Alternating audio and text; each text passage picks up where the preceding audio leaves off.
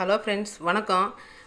இன்றைக்கி எங்கள் ஊரில் வந்து பயங்கரமான மழை நைட்டெல்லாம். அதனால் வந்து தோட்டத்தில் போய் பார்த்தோம். பூரா குளத்து பக்கத்தில் தண்ணி நிறையா வதன்னு சகதியாக இருந்துச்சு. அதனால் சரி இன்றைக்கி ஒரு நாளைக்கு வீட்டில் சமைச்சிடலான்னு பிளான் பண்ணோம்.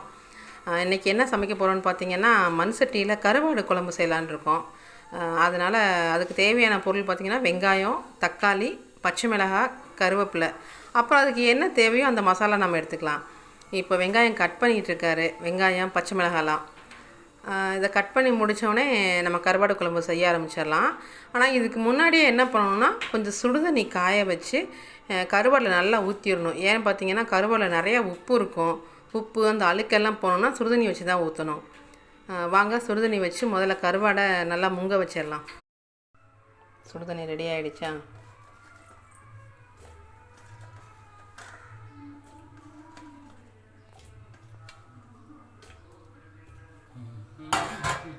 இது என்ன கருவாடு? நெய் மீன் சொல்லி ஏதோ ஒரு கருவாடு விற்பாங்க. நெய் மீன் அதுக்காக வாய்ப்பு இல்லை. அது மாதிரி ஏதோ ஒரு கருவாடு எப்படி பார்த்தா கொல அதெல்லாம் மீனோட அழுக்கு, உப்பு.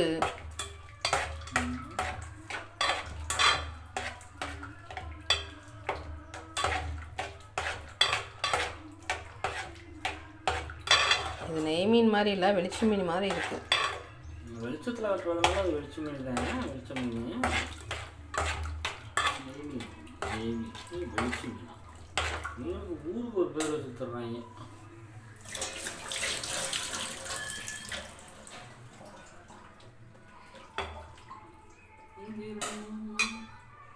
ஓகே, அது ஊறுற வரைக்கும் அடுத்து அடுப்பை பற்ற வச்சு நம்ம வதக்க ஆரம்பிச்சிடலாம். வெங்காயம், தக்காளிலாம்.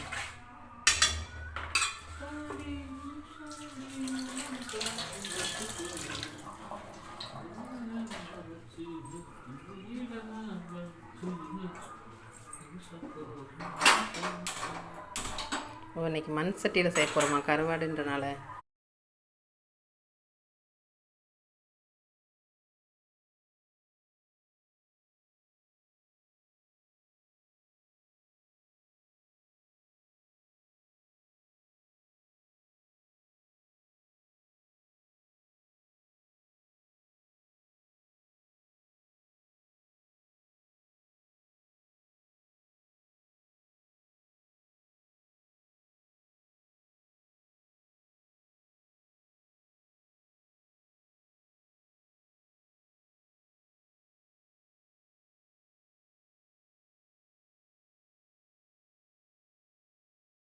ஓகே, கடுகு போட்டு சோம்பு போட்டிருக்கீங்களா? ஓகே, அடுத்து கருவேப்பிலை, பூண்டு. ஏன் இஞ்சி பூண்டு அரைச்சி போடக்கூடாதா? அது போகக்கூடாதுப்பா. அப்படியா? ஏன்?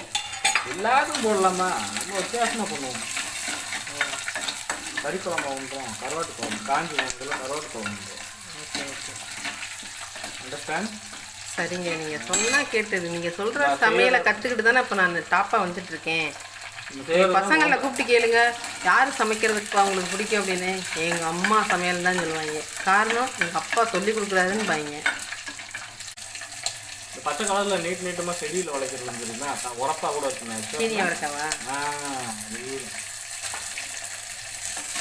பச்சை மிளகாயும் யூஸ் பண்ணுறேன்.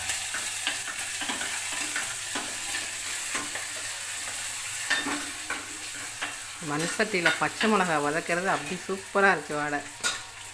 இருக்குங்களா? ஆமாம், அந்த அங்கே ஒன்று வச்சுருக்கீங்களா, அது என்ன? அது கடுகு சீரலாம், அதுக்கு பேர் என்ன? கடுகு சீரகம். அந்த டப்பாவோடைய பாத்திரத்துக்கு பேர் என்ன? அஞ்சரை மீனா? அது என்னமோ சொல்லாங்கடி, அஞ்சரை பெட்டியா? அஞ்சரை பொட்டி. இப்போலாம் அது யார் யூஸ் பண்ணுறா? எல்லாம் பிளாஸ்டிக் டப்பா, அந்த கண்டெய்னர் வாங்கி வாங்கி அதில் தனித்தனியாக போட்டு வச்சுக்கிறாங்க. இந்த மாதிரி அஞ்சரை பொட்டிலாம் எதுக்கு யூஸ் பண்ணுவாங்க தெரியுங்களா?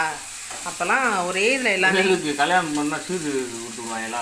ஆமாம், கண்டிப்பாக கொடுத்துருவாங்க. சீரகம், சோம்பு, கடுகு, வெந்தயம் அதில் எல்லாமே போட்டு வச்சுக்குவாங்க. அதுதான் அஞ்சரை பொட்டி. உலக தெரியாது. உலக அரிசி பாருங்க. இது பேர் அஞ்சரை பெட்டியா? ஆமாம், முன்னாடிலாம் மரக்கட்டையில் செய்வாங்க. அஞ்சரை பெட்டிக்கு விளக்கம் இல்லை. 5 பெட்டின்னு சொல்கிறேன். ஆமாம், என்ன விளக்கம்? அதாவது 5 பொருளை சேர்த்து அரைக்கிறதுக்காண்டி பயன்படுத்தலாம். அதில் அரைக்கிறதுக்கு தேவையான 5 பொருளுமே அந்த பொட்டி பாத்திரத்தில் இருக்கும். அதனால தான் அதுக்கு பேர் 5 அரை பொட்டி. சீரகம் இருக்கும், சோம்பு இருக்கும், பூண்டு இருக்கும், மிளகு இருக்கும், கடுகு இருக்கும். இது அரைக்கிறதுக்கு தேவையான 5 பொருள் இருக்காங்க. 5 அரை பொட்டி அதுக்கு பேர், தெரியுங்களா? எக்ஸ்ட்ரா வச்சுக்க வேண்டியதான். அந்த காலத்தில் மரக்கட்டையில் 4 பொட்டி தான் இருக்கும். அடுத்து வெங்காயம் போட்டிங்களா? இல்லை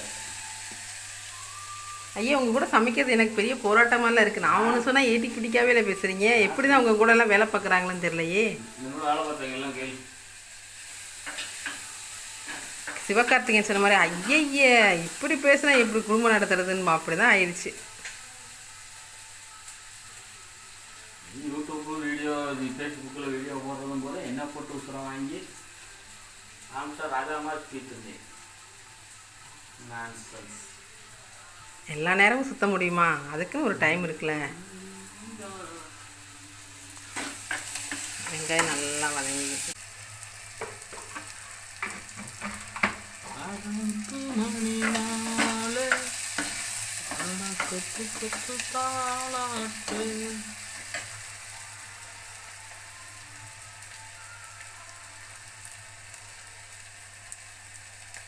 உப்பு எப்போதுமே நான் வந்து வெங்காயம் உப்பு போடுவேன். ஆமாம். இப்போ பயமாக இருக்குது. ஏன், என்ன பயம்? கருவாட்டில் தாறுமாறாக உப்பு போட்டுடுறாங்க. இல்லைங்க, கருவாட்டில் தாறுமாறாக இருக்கும். அது கருவாட்டுக்கு தான் இருக்கும். நம்ம வதக்கும் போது வெங்காயம் தக்காளிக்கு தேவையில்லை, கொஞ்சமாக போடுங்க. அதை அப்படித்தாப்பா ஒரு தடவை போட்டு மாட்டிக்கிட்டேன்ப்பா. நான் சந்தோஷம் மாதிரி பேசிக்கிட்டு இருக்கேன்.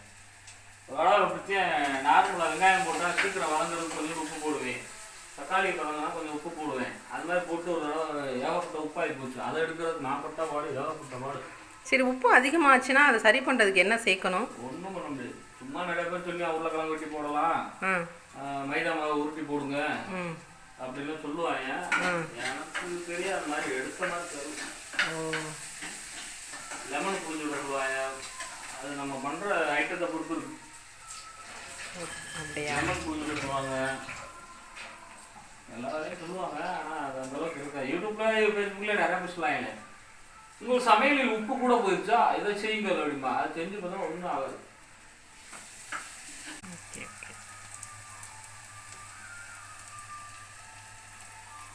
சரி, இன்னைக்கு எங்கேயோ குளத்துக்கு கூட்டிகிட்டு போறேன்னு சொன்னீங்களே, போவோமா? தண்ணி கம்மியாக இருக்குது, தள்ளி விட்டா நீ எந்திரிச்சு வந்துடுவ. நேற்று பேருந்த மழைக்கு தண்ணி கம்மியாக தான் இருக்குது. கொஞ்சம் தண்ணி கூட 2 நாளைக்கு மழை பெய்ட்டேன். ஒரு ஆள் வேட்டுக்கு வரட்டா, அப்புறம் அவங்க கூப்பிட்டு போயிடுவோம். நாங்கள் அனுப்பி இன்னும் வீடியோ எடுக்க சொல்ல முடியல. மஞ்சப்பொடி சேர்க்குறீங்களா?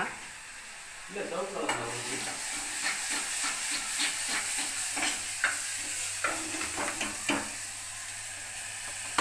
தக்காளி கொஞ்சம் நிறையாவே சேர்த்துக்கலாம். அப்போ தண்ணி கொதன்னு வரும். இதுக்கு சாப்பாடுக்கு பிணைஞ்சு சாப்பிடுவா இல்லை? ஆமாம், ரசம் சாதம் அப்படியே கூட்டு மாதிரி ஊற்றி சாப்பிட்டா பிணைஞ்சு சாப்பிடும்போது டேஸ்ட்டாக இருக்கும்ல, நல்லா அப்படி சூடாக. அப்போ போன வாரம் வச்ச ரசத்தை என்ன வச்சுருக்குற?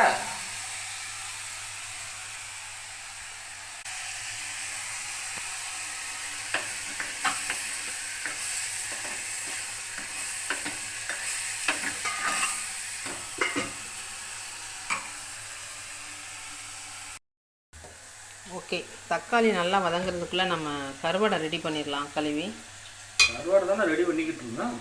இல்லை, க்ளீன் பண்ணி வச்சுருவோம். சுடுதண்ணி ஊற்றிருக்கோம்ல. வாடையை பார்த்தியா? பயங்கரம். கருவாடுக்கு மயங்காத ஆளே இருக்க முடியுமா? நமது மக்கள் திலகம் புரட்சி தலைவர் பொன்மனச்செம்மல் எம்ஜிஆர் அவர்களே தினமும் கருவாடு இல்லாமல் சாப்பிட மாட்டாராம். எம்ஜிஆர் சொல்லியிருக்கலாமே, மக்கள் திலகம் எம்ஜிஆர் யூடியூப் சேனல் வச்சுருக்கன்றதுனால அடி சொல்கிறது. அப்படி இல்லை, அடைமொழியோடு சொன்னால் வேறு பேரோட சொன்னால் நல்லா இருக்கும்ல. அதனால் இருக்கும்போதெல்லாம் யாரும் அந்த அளவுக்கு எவனுமே அப்படித்தான். தக்காளி நல்லா வதங்கிடுச்சா? இல்லை, வதங்கல, வதங்கிட்டே இருக்கு. கருவாடை க்ளீன் பண்ணிட்டீங்க போல. இது என்ன இவ்வளோ தண்ணி? இது கருவாட்டில் இருந்த அழுக்கு தண்ணி எவ்வளவும். அப்புறம் வாவ், செம்மையாக நல்லா வதங்கிடுச்சு தக்காளி வெங்காயம். அது கூட மசாலா சேர்க்குறீங்களா? ஆமாம். இது என்ன மசாலா நீங்கள் அரைச்சதா கடையில் வாங்கினதா? இது அரைச்சதுப்பா வீட்டில். ஓ, இது நம்ம கிராமத்தில் தானே இருக்கோம். ஆமாம். நாங்கள் மிளகா போடுவாங்க சோத்தில். ஆ, அதை பிடிங்கி கொஞ்சம் சோம்பு, சீரகம், மல்லி, பெருங்காயம் அது எல்லாம் சேர்த்து நம்ம ஒரு அரைச்சி வச்சுருவாங்க. ஓகே. இப்போ கருவாடை வந்து தனியாக எண்ணெயில் பொரிச்சு எடுத்து குழம்புல போடுவீங்களா, அப்படியே போட்டுக்கலாமா? இது பொரிச்சு எடுத்து குழம்புல வர போடணும்னு சொல்கிற, அப்படியே போட வேண்டியதேன். ஓ, சரி சரி. ஆனால் கருவாடு சாப்பிடும்போது கிடைக்காது, ஏன்? கரைஞ்சி போயிடும். ஓ, துண்டா கருவாடுனால கரைஞ்சி போயிடுதா? அது நீண்ட கருவாடாக இருந்தாலும் கரைஞ்சி தான் போகும். அது ஒரு 2-3 வெரைட்டி தான் இருக்குது, அதுதான் நிற்கும். கொல்லிக்கருவாடு கேள்விப்பட்டிருக்கியா? கொல்லிக்கருவாடு கேள்விப்பட்டிருக்கேனே. அதுதான் நிற்கும். சிப்பாக சரகாக விறகுல வெட்டுற சரகம். இதெல்லாம் வந்து போட்டு வாட மட்டும் தான் இருக்கும். எல்லோரும் இந்த எலும்பு இருக்கும், அவ்வளோதான். தூரம் கறந்து போயிருக்கும். நேரம் ஆட்டும், கொதிக்கிட்டேன், வாடை அது போகட்டும். மசாலா வாடை. ஸோ இதை நான் பண்ணி கொடுத்துதான் எனக்கு சோறு விடுவேன். எஸ், கண்டிப்பாக. வீட்டுக்கு ஒரு குடும்பத்தில் இப்படி போன தூக்கி வீட்டு புருஷங்களை அப்படி போட்டு இங்கிலீஷா எப்படி எல்லாரும் எல்லாத்தையும் செய்ய சொல்லுவாங்களா? அவங்களுக்கு அது தெரிஞ்சிருக்கணும்ல. உங்களுக்கு தெரிஞ்சனால செய்ய சொல்கிறோம். இப்போ ஒரு வீட்டில் கொத்தனாரா இருக்காரு புருஷன், போன தூக்கி அவங்கள செய்ய சொல்லுவாங்களா? ஏன்னா அவங்களுக்கு தெரியும் இது கொத்தனார் வேலை பார்க்குறவர் எப்படி சமைப்பாருன்னு. அவங்களெல்லாம் சொல்ல மாட்டாங்க. அவர் சமைக்க சொல்லவனா, கொத்தனார் வேலை பார்க்குறாருன்னு பொண்டாடி கூட போன தூக்கி போயிட வேண்டியதான். இந்த எங்கள் வீட்டுக்காரர் பாருங்க, இந்த பில்டிங் எங்கள் வீட்டுக்காரர் தான் கட்டினாரு. இந்த செங்கல் எடுத்து வைக்கிறாரு, கலவையை குலைக்கிறாரு, ஒரு மூட்டைக்கு மூட்டை போடுறாரு அப்படின்னு போடுங்க. அப்படியே கிளம்பி போங்க. நான் எப்படா ஊரை கழுவிட்டு போவேன். ஓகே. இப்போ தக்காளி வெங்காயம் நல்லா வதங்கிருச்சு நினைக்கிறேன். சூப்பராக அப்படியே பார்க்கும் போதே அப்படியே பபுளாக வருது, க்ளோயிங்காக எண்ணெய் பிரிஞ்சு. சரி, இதிலே போட்டுருவீங்களா கருவாடை? இல்லை, குப்பையில் போடுது. சரி, போடுங்க. கேட்குறாரு இவ்வளோ எல்லாம் ரெடி பண்ணிட்டு கருவாடு இதுலேயே போடுவீங்களா? இல்லைங்க, எண்ணெயில் போட்டு தனியாக பொரிச்சு போடுறீங்களோ நம்ம நினச்சேன். பொரிச்செல்லாம் போட்டால் வாடை போயிடும். அப்படியா? இல்லை, சில பேர் சொல்லுவாங்களா எண்ணெயில் போட்டு பொரிச்சு போட்டால் உடையாமல் இருக்கும் அப்படின்னு. இந்த நார்த் இந்தியாக்காரங்க தான் இந்த மாதிரி பண்ணுவாங்க. என்ன பண்ணுவாங்கன்னா முட்டையெல்லாம் வறுத்து தான் போடுவாங்க. ஓ, முட்டையை வறுத்து போடுவாங்க. ஒருத்தர் சிக்கனையே வறுத்து போடுவாங்க. அப்படி எண்ணெய் ரோகனாக வரணும், அப்படியே திருப்தியாக வரணும்.